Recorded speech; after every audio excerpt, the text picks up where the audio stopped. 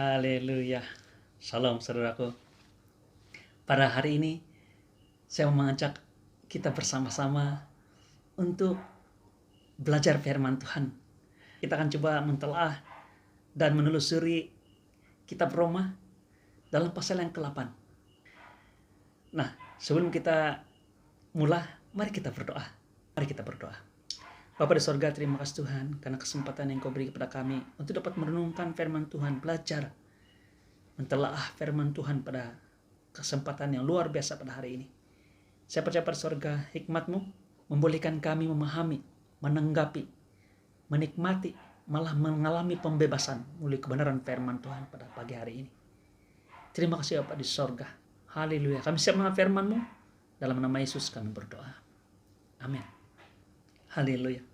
Saudaraku, dalam kitab Roma pasal yang ke-8 ini, Paulus berbicara tentang dua case penyelamatan.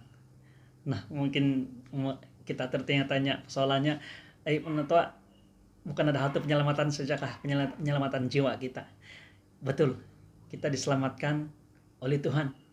Tapi Tuhan selamatkan kita bukan hanya jiwa kita. Malah saya ingin beritahu ini, yaitu tubuh, jiwa, dan roh kita. Ini yang luar biasa.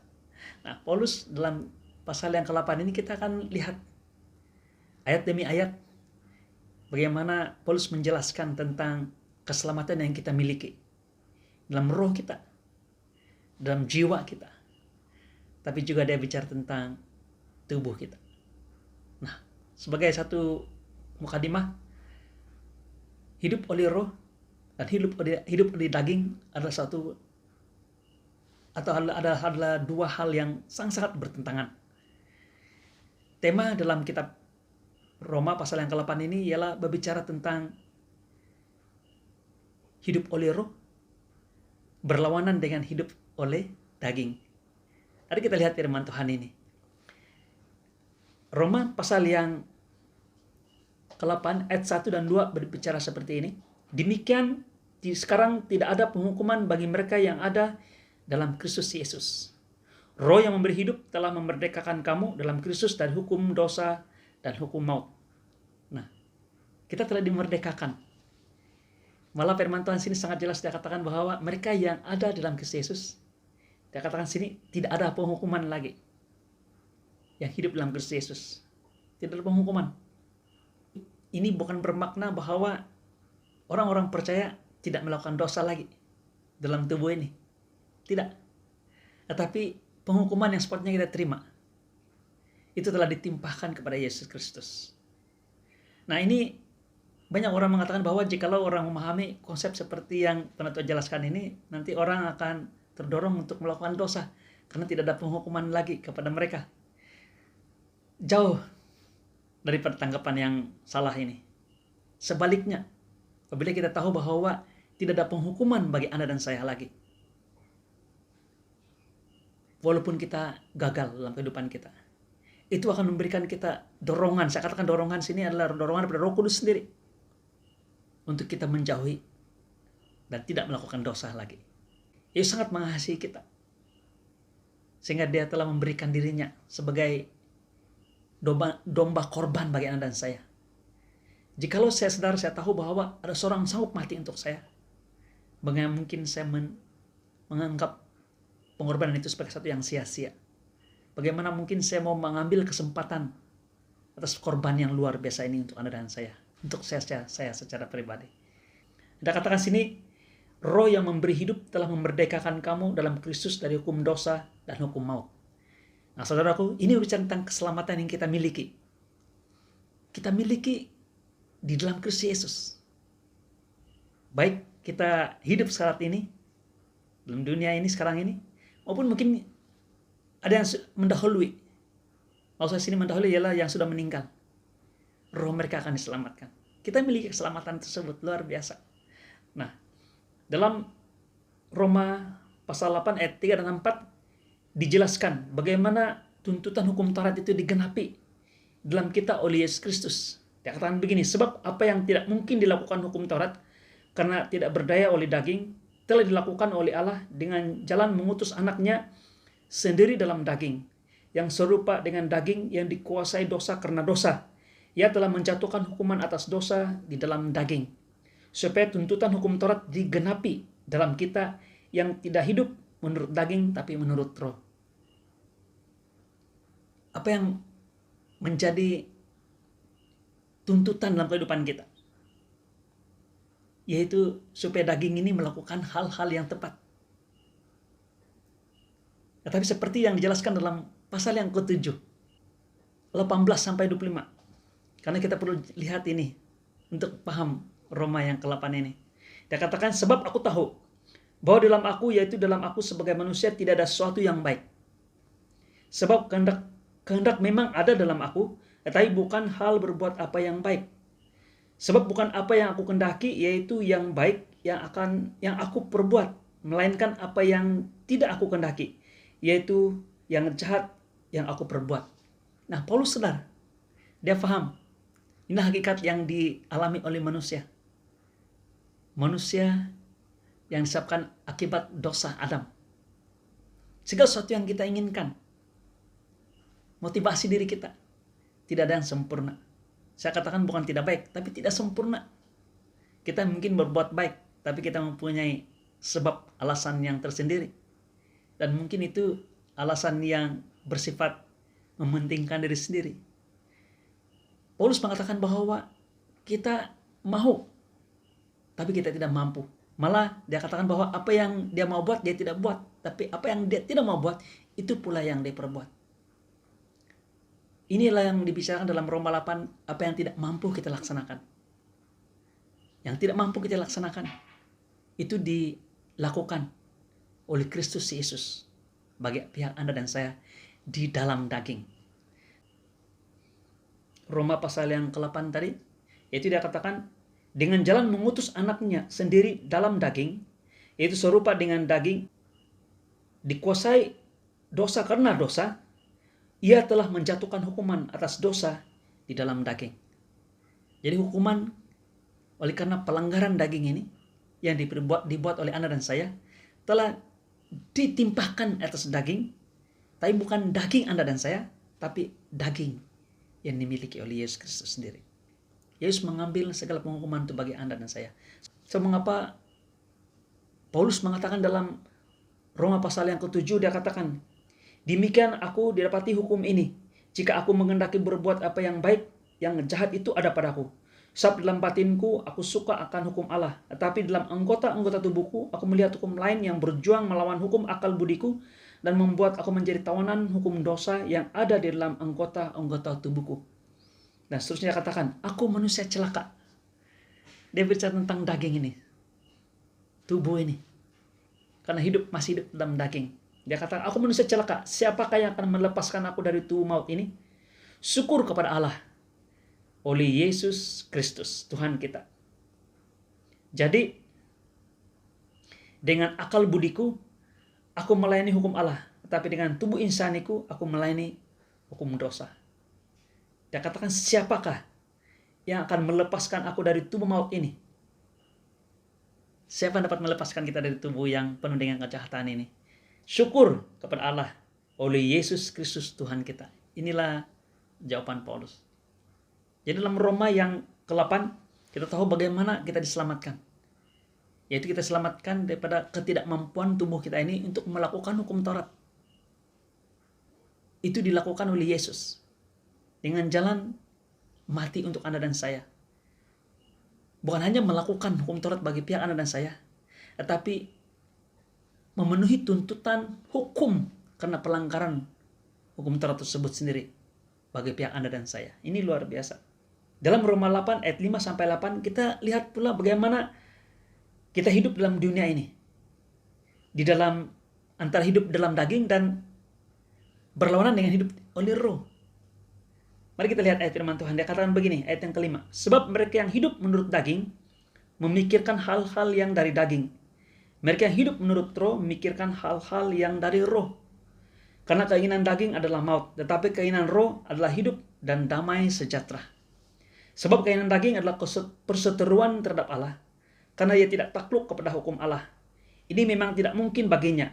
Mereka yang hidup dalam daging mereka yang hidup dalam daging tidak mungkin berkenan kepada Allah. Ini sebabnya mengapa semasa kita hidup sekarang ini tidak ada penghukuman lagi untuk Anda dan saya di dalam daging ini.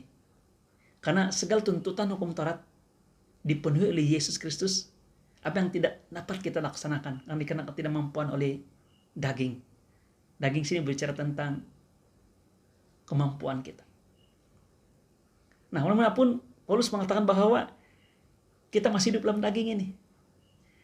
Tapi karena kita hidup dalam daging ini, tapi kita tahu kita sudah diselamatkan, hidup kita, fokus kita, tumpuan hidup kita bukan lagi pada apa yang tidak mampu kita lakukan, tapi apa yang Yesus telah lakukan bagi pihak kita. Menurut daging bermaksud adalah kekuatan kita untuk memenuhi tuntutan hukum Taurat. Hidup menurut roh adalah mempercayai bahwa segala tuntutan hukum Taurat dalam daging kita telah dipenuhi oleh Yesus Kristus. Ini yang luar biasa. Mari kita lihat dalam Roma pasal 8 ayat 9 sampai 10 pula berbicara tentang reality, yaitu kebenaran yang kita miliki dalam Kristus Yesus. Ayat 9 dikatakan, tetapi kamu tidak hidup dalam daging. Nah, ini adalah penjelasan Paulus, reality, fakta bagi kita orang-orang yang percaya. Karena awal tadi dia katakan bahwa tidak ada penghukuman lagi bagi kita yang hidup dalam Kristus Yesus. Jikalau memang kita hidup dalam Kristus Yesus. Dia katakan begini, tapi kamu tidak hidup dalam daging, melainkan dalam roh. Jika memang roh Allah diam dalam kamu. Nah, jikalau memang roh Allah dalam kita. Nah, saya mengajak saudaraku yang belum percaya pada Yesus Kristus, supaya percaya pada Yesus Kristus. Percaya pada karya salib, yaitu penyelamatan bagi kita. Saudaraku, bila kita percaya pada Yesus Kristus, kita menerima Roh Kudus. Dan Roh Kudus itu adalah jaminan bagi Anda dan saya. Malah Roh Kudus inilah yang memeteraikan kita bahwa kita sungguh-sungguh adalah anak Allah. Firman Tuhan mengatakan, tetapi jika orang tidak memiliki Roh Kristus, ia bukan milik Kristus. Tapi jika Kristus ada dalam kamu, maka tubuh memang mati karena dosa, tetapi roh adalah kehidupan oleh karena kebenaran. Roh memberikan kita hidup. Memberikan kita, dia katakan sini, bukan hanya kehidupan, tapi kebenaran. Luar biasa. Jadi bagaimana dengan tubuh saya ini? Semua orang percaya masih memiliki tubuh yang kita miliki sekarang ini. Nah, kadang-kadang saya terpikir bahwa orang yang sudah meninggal itu luar biasa. Mereka lebih baik daripada kita, karena mereka telah dibebaskan daripada tubuh mereka yang fana. Tapi Tuhan mau menyelamatkan kita. Tuhan mau menyelamatkan tubuh ini. Malah pada akhir zaman ini, pada waktu sekarang ini, Tuhan mau menyelamatkan kita. Dalam Roma ayat 11 dia katakan begini, dan jika roh Dia yang telah membangkitkan Yesus dari orang mati diam dalam kamu, maka Ia yang telah membangkitkan Kristus Yesus dari antara orang mati akan menghidupkan juga tubuhmu yang fana itu oleh rohnya yang diam dalam kamu. Nah, saudaraku, kita hidup bukan menurut daging, tapi menurut roh. Karena daging penuh dengan segala ketidakmampuan untuk menunaikan tuntutan hukum Taurat yang luar biasa yang perlu kita laksanakan supaya kita diselamatkan. Tapi karena penyelamatan kita bukan adalah melalui tuntutan yang kita dapat lakukan, laksanakan dalam tubuh kita, tapi oleh karena darah Yesus Kristus. Percaya pada Yesus Kristus yang telah melakukannya bagi pihak Anda dan saya. Kita hidup oleh roh. Tetapi Tuhan tidak mengabaikan tubuh yang Anda dan saya miliki ini. Maksudnya ialah kita melihat Yesus. Yesus yang menyelamatkan kita. Malah bukan hanya menyelamatkan roh, tapi tubuh dan jiwa kita juga. Luar biasa. Ia yang telah membangkitkan Kristus Yesus dari antara orang mati akan menghidupkan juga tubuhmu yang fana itu oleh rohnya yang diam dalam kamu. Dan saya percaya Paulus berbicara tentang sesuatu yang sangat luar biasa. Ini yang dia katakan dalam Lukas pasal yang ke-21 ayat 27 dan 28. Bila dia katakan begini, pada waktu itu orang akan melihat anak manusia datang dalam awan dengan segala kekuasaan dan kemuliaannya. Apabila semua itu mulai terjadi, bangkitlah dan angkatlah mukamu, sebab penyelamatanmu sudah dekat. Kita sudah diselamatkan. Kenapa masih lagi mau menunggu ataupun mendekat untuk menantikan keselamatan yang Tuhan berikan pada waktu akhir zaman ketika Yesus datang di awan? Saudaraku, dia berbicara tentang satu lagi penyelamatan. Paulus sedang menyatakan sesuatu, keselamatan bagi tubuh Anda. dan saya. Wah, luar biasa. Jelas. Yang terdapat dalam 1 Tesalonika pasal 4 ayat 16 dan 17. Apabila dia mengatakan seperti ini. Sebab pada waktu tanda diberi, yaitu pada waktu penghulu malaikat berseru dan sangkakala Allah berbunyi, maka Tuhan sendiri akan turun dari sorga. Dan mereka yang mati dalam Kristus akan lebih dahulu bangkit. Dan sesudah itu kita yang hidup, yang masih tinggal. Nah, kita masih hidup. Hidup maksudnya masih lagi ada tubuh ini. Tubuh yang fana masih ada bersama dengan kita. Dia katakan, akan diangkat bersama-sama dengan mereka dalam awan menyongsong Tuhan di angkasa. Demikianlah kita akan selama-lamanya bersama-sama dengan Tuhan. Saudaraku, tubuh kita yang fana ini, Tuhan mau selamatkan. Dan ketika kita diangkat bersama dengan Tuhan di awan, tubuh yang fana ini akan ditukar menjadi tubuh kemuliaan. Tubuh yang tidak fana.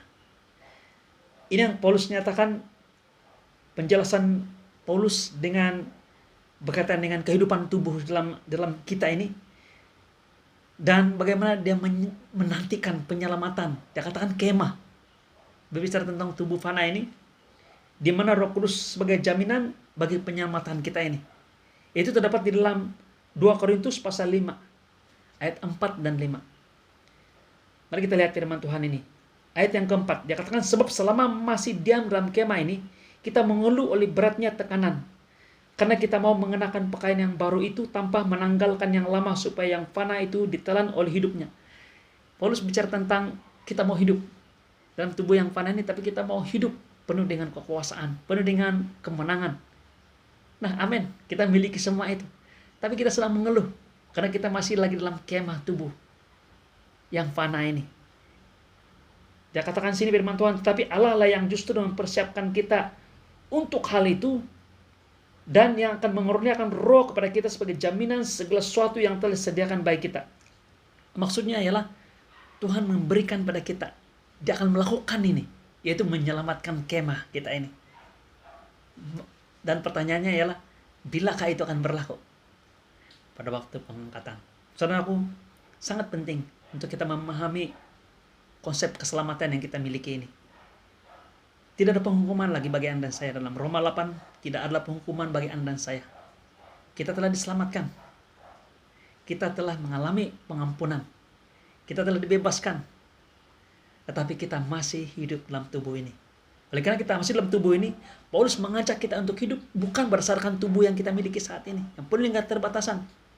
Mungkin kita mengeluh, malah kita mengatakan bahwa kita menjustifikasikan kebenaran kita melalui apa yang kita mampu dan tidak mampu lakukan, atau melalui kemenangan juga kegagalan dalam kehidupan kita laksanakan dalam kehidupan kita sehari-hari. Tapi dia katakan hiduplah oleh roh. Karena keinginan roh itu dan daging itu bertentangan. Maksudnya apa yang nampak benar di dalam daging sebenarnya itu adalah salah di dalam roh.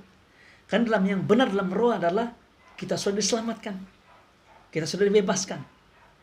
Tetapi Paulus mengatakan dalam Roma, dia juga berbicara tentang Roma 8, dia katakan bahwa kita memiliki tubuh ini Tuhan mau selamatkan.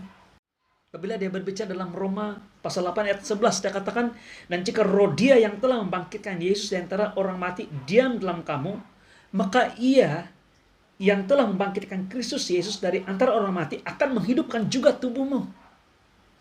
Saudaraku, baik kita masih hidup waktu kedatangan Yesus yang kedua kali, yang ini saya bicara tentang kedatangan Yesus di awang-awangan, maupun kita sudah meninggal, atau kita melihat saudara kita yang sudah mendahului kita sudah meninggal, orang yang kita sayangi sudah meninggal. Saudaraku, Bapa di sorga yang telah membangkitkan Kristus Yesus, Dia juga boleh membangkitkan tubuh kita. Malah perkataan sini, dia katakan sini, menghidupkan juga tubuhmu. Nah, jikalau mereka sudah meninggal, mereka akan memiliki tubuh yang baru. Tubuh mereka diselamatkan. Yang sudah reput, yang hilang di laut dan sebagainya, Tuhan berikan tubuh yang baru. Tuhan bagi tubuh, selamatkan tubuh. Jadi kita berada bersama dengan Yesus bukan dengan roh. Ada orang mengatakan bahwa bila berada di sorga nanti bersama dengan Yesus, kita adalah seperti hantu, macam si Casper hantu yang boleh tembus dinding dan sebagainya. Saudaraku, tubuh kita memiliki tubuh yang seperti dimiliki oleh Yesus Kristus sendiri, yang boleh makan, Ketika Yesus sudah bangkit, Yesus mengatakan ada roti. Malah dia sediakan sarapan bagi Petrus dan murid-murid yang lain. Dan dia mengajak mereka makan. Tubuh yang boleh makan. Tubuh yang tidak fana. Kita memiliki tubuh seperti ini. Dan jika meninggal memiliki tubuh yang baru, kita yang masih hidup, tubuh kita akan diubah. Menjadi daripada yang fana menjadi tidak fana. Dan inilah keselamatan. Saya katakan keselamatan yang kedua. Bukan ada dua keselamatan. Sebenarnya kita sudah selamat. Malah Paulus mengatakan bahwa jikalau kita sudah lihat itu sebagai satu yang sudah kita lihat dalam iman kita, maka itu bukan lagi pengharapan, tapi satu reality bagi kita. Saudaraku, inilah yang kita miliki. Keselamatan dalam roh kita. Baik kita hidup waktu Yesus kedatangan Yesus yang kedua kali, baik kita sudah meninggal. Tuhan selamatkan bukannya roh Anda dan saya, tapi tubuh kita. Dan pada waktu kita masih hidup, kalau kita masih hidup lagi, Yesus datang kedua kali dan berada di awan-awan, dia mengangkat kita. Tapi sebelum itu kita tidak akan mendahului mereka yang dahulu meninggal. Kita akan diangkat bersama dengan Yesus di awan-awan dan Tuhan selamatkan tubuh kita. Nah, pertanyaan, kita diselamatkan dari mana? Dari apa? Tubuh kita diselamatkan daripada kesusahan besar yang akan berlaku dalam dunia ini pada masa akan datang. Inilah penghiburan bagi Anda dan saya. Karena Paulus mengatakan, malah dia katakan dalam 1 Tesalonika pasal 4, dia katakan bahwa hiburkanlah orang. Kamu dengar perkataan ini, bahwa kita diselamatkan. Tubuh kita akan diselamatkan. Kita akan memiliki kemah yang baru. Dan Tuhan memberikan kita, Yesus memberikan kita Roh Kudusnya sebagai jaminan bahwa kita memilikinya. Wah, luar biasa. Saudaraku, inilah message firman Tuhan untuk Anda dan saya pada hari ini. Saya percaya ini meneguhkan kita untuk menghadapi masa depan kita. Hari-hari depan. Walaupun pada waktu sekarang ini, jikalau kedatangan Yesus yang kedua kali di akhir zaman ini, malah Tuhan menyelamatkan kita, bukannya roh kita tapi tubuh kita, dan Tuhan selamatkan kita daripada kesengsaraan yang luar biasa akan berlaku pada akhir zaman. Saya percaya kita tidak akan melalui itu, karena sebelum itu terjadi kita akan bersama dengan Yesus di angkasa, di awan-awan bersama dengan Dia. Dan selepas 7 tahun kesengsaraan besar tersebut, kita akan turun bersama dengan Yesus dan memerintah bersama dengan Dia selama 1000 tahun dalam kerajaan Tuhan yang luar biasa. Haleluya, haleluya. Inilah saya percaya Tuhan mau hiburkan Anda dan saya pada hari ini. Ingat bahwa Tuhan selamatkan Anda, jiwa Anda, roh Anda, tapi Tuhan juga selamatkan tubuh kita yang fana ini. Tuhan mampu melakukannya, karena jikalau Yesus dibangkitkan, tubuh kita yang fana ini juga akan mengalami hal yang sama. Haleluya, amin. Mari kita berdoa. Bapak Saudara, terima kasih Tuhan. Kami bersyukur, berterima kasih kepadamu, message firman Tuhan yang Kau sampaikan kepada kami. Saya percaya Bapak Surga Roh Kudus akan memberikan kami hikmat mengerti dan mengalami kebenaran firman Tuhan ini. Bukannya meneguhkan, menguatkan kami, tapi menjadikan kami, Bapa di surga, satu kesaksian bagi orang sekeliling kami. Memberikan pengharapan bagi mereka yang kami miliki dalam Kristus Yesus. Terima kasih Bapa di surga, karena Engkau menyelamatkan kami sepenuhnya, semuanya, malah total Bapa di surga, baik roh kami, jiwa kami. Engkau selamatkan juga roh, tubuh kami Bapa di surga. Terima kasih Tuhan. Kemuliaan hanya bagi Bapa, dalam nama Yesus kami berdoa. Amin. Haleluya saudaraku, sampai kita bertemu lagi. Tuhan memberkati.